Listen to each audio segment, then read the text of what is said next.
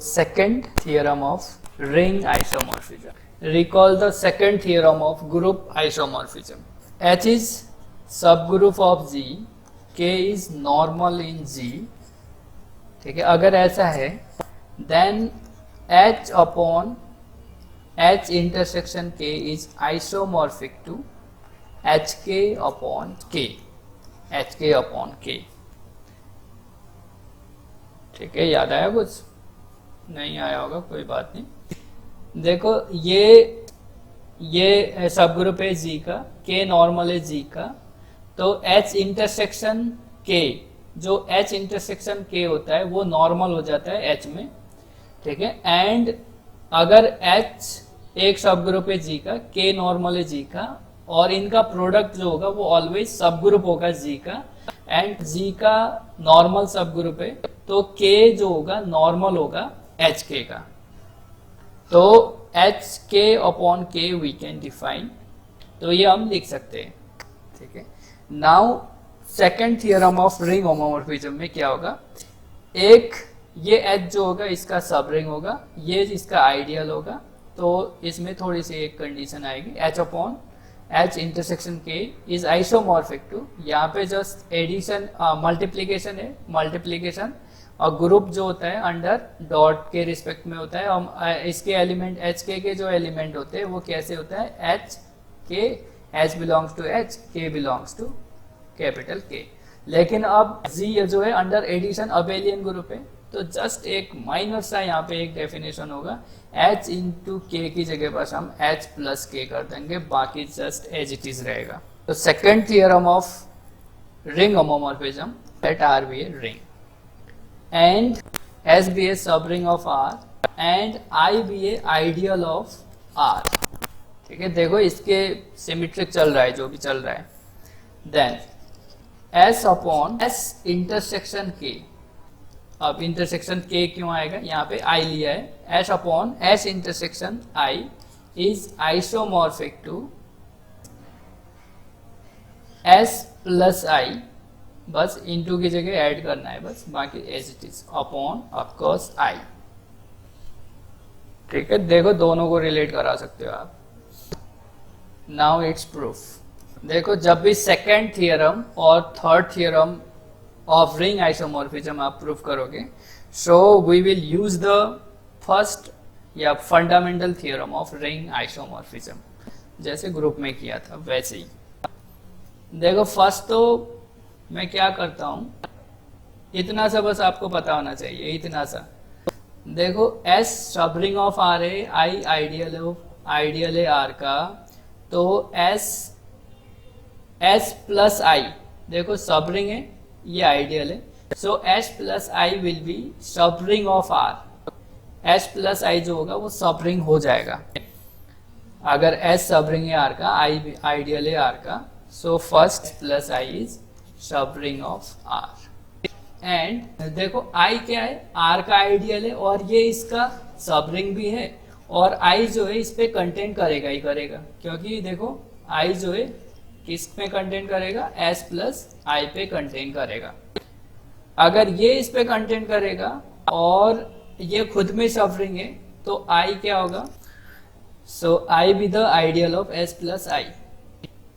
So if I be the ideal of S plus I, then we can define S plus I upon I, जो कि मैंने ये वाला set को define कर दिया, ठीक है। तो ये कैसा होगा, ये कैसा होगा, X plus I where X belongs to S plus I, और X जो होगा कैसा होगा, S plus A टाइप का एलिमेंट होगा, तो मैं ऐसे लिख रहा हूँ plus I such that S plus A belongs to S plus I. Clear? Just the definition of the quotient ring. लेकिन यहाँ पे क्या होता है, again S belongs to S होता है, A belongs to I होता है, तो A जो है I का है, तो A जो है I में एब्जॉर्ब हो जाएगा।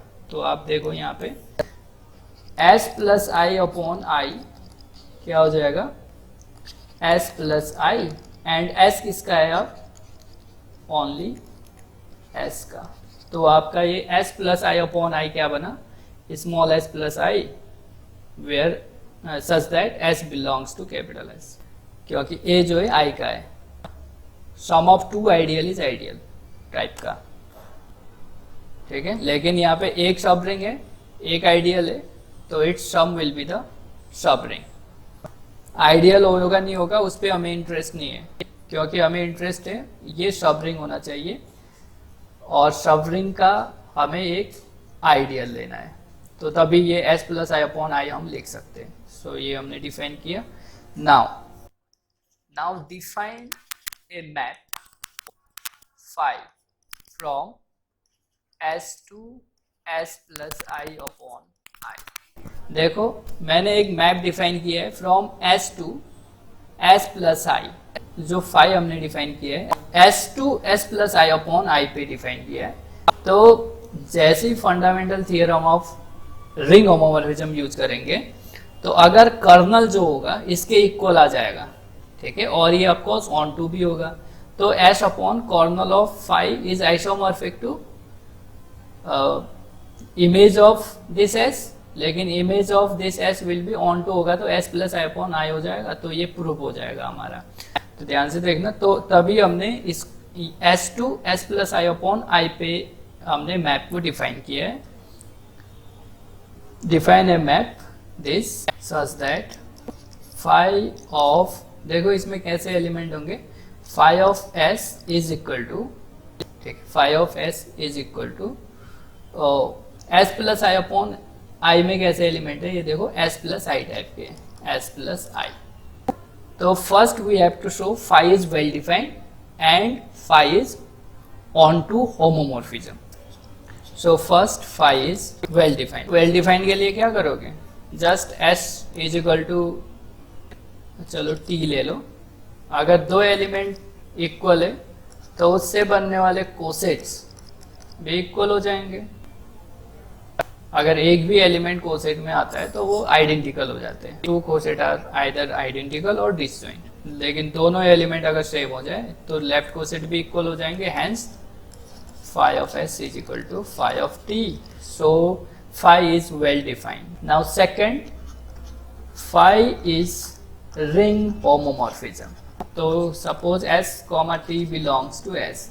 Number 8, phi of s plus t क्या आएगा, s plus t plus i, ये हो जाएगा। So s plus t, अब ये तो क्या है हमारा, ये किस में, s plus I upon I में, यानी क्वोशेंट रिंग में। तो क्वोशेंट रिंग में हमें पता है ऑपरेशन कैसे डिफाइंड होता है, ठीक है। तो this is phi of s, this is phi of t। So second one, phi of s into t, so S T plus I आएगा, again t plus I, so this is phi of s into phi of t. So phi is homomorphism. phi कहाँ से है, ring homomorphism s to s plus I upon I में। तो अब देखो मैं ये लिख रहा हूँ, by fundamental theorem of ring homomorphism, full form आप लिख लोगे, s upon kernel of phi is isomorphic to phi of s। चलो अब देखो ये हमने लिख दिया। अगर मैं क्या करूं, फाई को ऑन टू दिखा दूं, तो अगर फाई को ऑन टू दिखा देता हूं तो मैं phi of s is equal to ये लिख सकता हूं s plus I upon I. तो मेरा ये s upon kernel of phi is isomorphic to s plus I upon I आ जाएगा। बस हमें finally kernel of phi is equal to क्या दिखाना है, देखो यहाँ पे s इंटरसेक्शन i को दिखाना है। नाउ फर्स्ट चलो पहले ऑन टू ही दिखा देते हैं, ठीक है, phi onto. Of course for onto के लिए फॉर ईच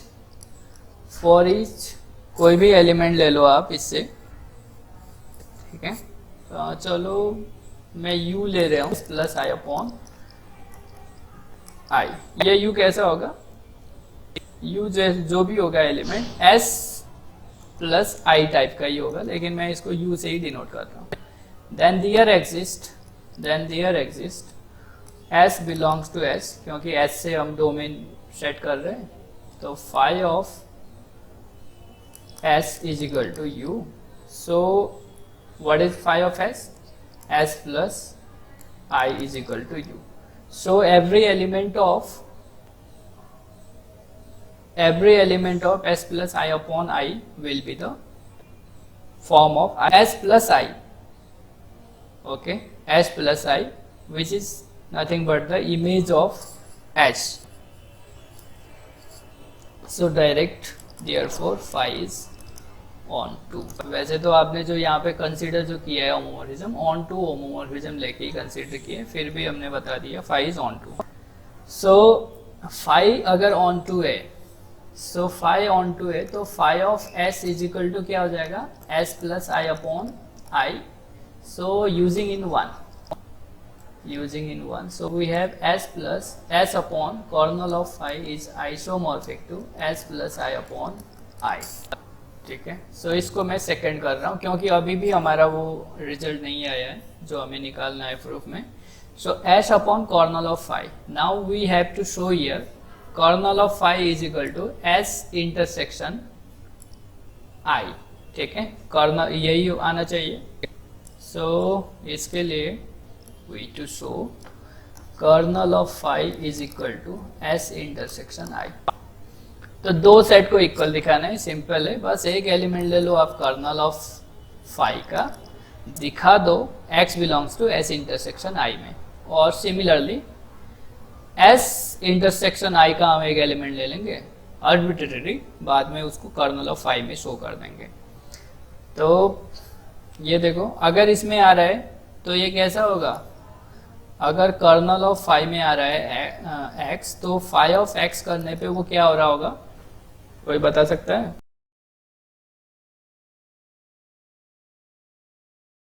ठीक है, correct, this is the I. ठीक है, phi of x is equal to I. Now अगर phi of x is equal to I है, और फाई ऑफ x कैसे डिफाइन है? x plus I is equal to I. Phi of x कैसे defined है? x plus I. Phi of s is equal to s plus I.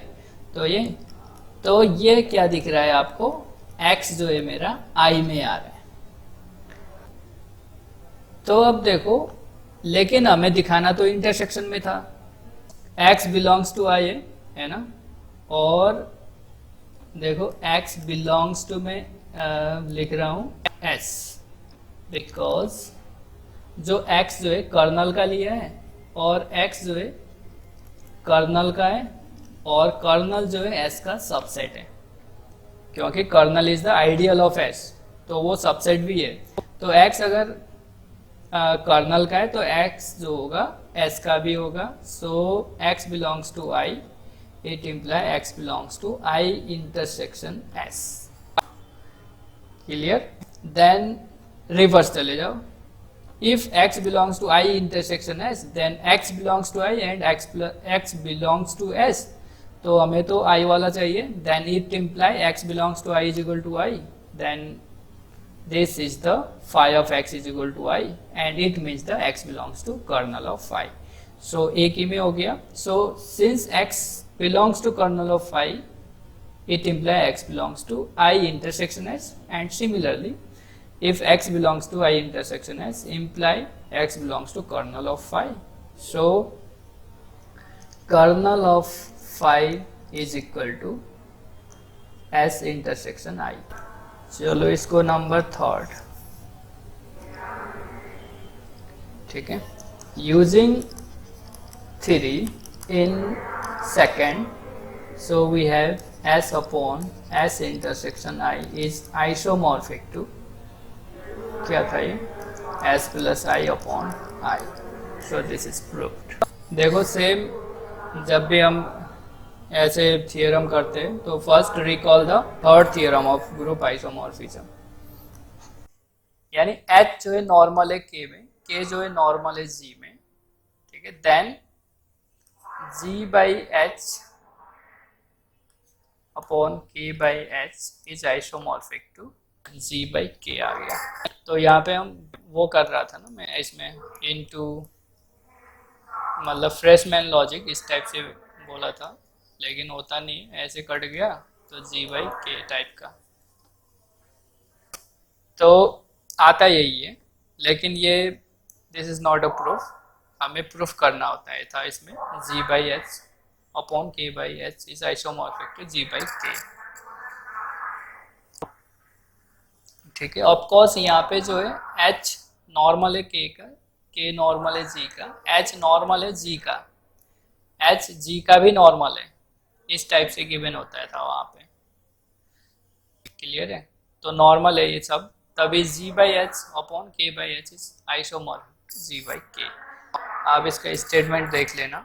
तो ring में a is ideal in b, b is ideal in r, then r/a upon b/a। ठीक है, b upon a, क्योंकि a जो है b में normal है, a जो है नॉर्मल है b में, तो ये आइसोमॉर्फिक होगा r/b।